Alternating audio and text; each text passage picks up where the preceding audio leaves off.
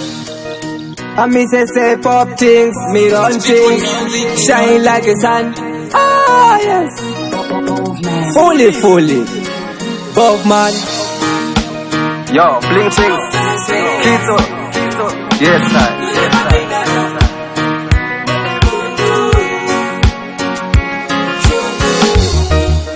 Toshuvira rako zino, tiri kutombota karako zino, rakanda kupika ni rako zino, tiri kutombota karako zino. Ndati serious after serious, baby kuita kunge ziri papinara, asi moyo mune bundu, chicha konzera shungu.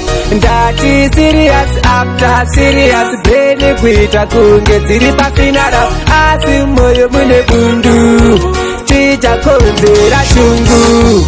Jaja izvi zvaneka, asi muriko zita renyu ndongodeta. Zvingarema, asi imimi ndimi kamunozvipedza. Maheta, imimi muchaleta. Shuviro dzenyu kwandiri dzakabenda, it's too late maona level ndaseta. Ndati serious after serious, baby kuita kunge dziri papinara, asi moyo mune bundu, chicha konzera shungu. Ndati serious after serious, baby kuita kunge dziri papinara, asi moyo mune bundu, chicha konzera shungu. Munongogara muri serious, kunge muri muchirongwa mune virus. Mundimeseka imimi mayas, moyo muchibira kunge mune fire. Ngoma sema pena ninoseta, vaisa ndiziva vakundiketa. Ichi chingoma ndeche kupindura kama yeta, ari mapatani ndi trendsetter. Ndati serious after serious, baby kuita kunge dziri papinara, asi moyo mune bundu, chicha konzera shungu.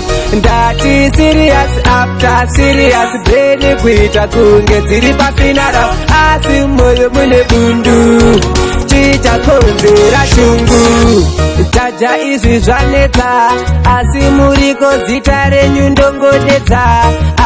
Zvingarema, asi imimi ndimi kamunozvipedza. Maheta, imimi muchaleta. Shuviro dzenyu kwandiri dzakabenda, it's too late maona level ndaseta. Ndati serious after serious, baby kuita kunge dziri papinara, asi moyo mune bundu, chicha konzera shungu.